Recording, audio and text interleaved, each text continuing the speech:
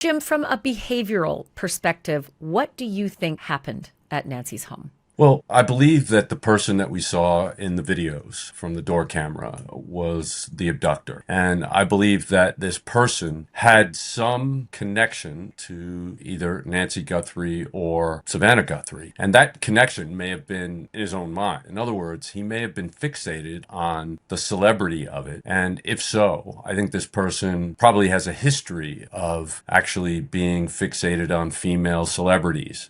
And because of some set of circumstances, he felt that Nancy was available and vulnerable at this moment. Now, that could be because he drove her in an Uber or did some repairs at her house or maybe delivered something to her house and determined that she lived there alone. But there's some reason why he felt that, again, she was alone and vulnerable at that particular time. But I also think that seeing him in the video, we're talking probably somebody who's not in his 50s or 60s, but probably in his 30s or 40s, and maybe is a male, but maybe somebody who is familiar with that area. I believe that he would have, before the events, so say 5, 6 weeks ago, he would have been demonstrating a tremendous level of stress preceding these events. And then again, on the 10 day after the abduction, the 10th day when his images were released, I think his stress shot through the roof. And I think his behavior changed. There are people who live around him or with him or work with him or socialize with him. And he definitely changed at that point. And he may have done things like left town for an emergency, hid or painted his car, done something to basically obscure his own features, and he may have, if he does in fact, which it looks like, have a tattoo on his right wrist, which was exposed when he was trying to cover up the camera, then he may be trying to remove that or actually cover it up with another tattoo. But do you think this perpetrator, went there with the express purpose to kidnap an 84-year-old woman and take her out of that home alive or dead? Like, what do you think happened inside the home? Obviously, that's the million-dollar question. The fact is that there would be no reason for him, if he went there for a robbery and then things went wrong and she ended up getting hurt or killed, there would be no reason for him to take her.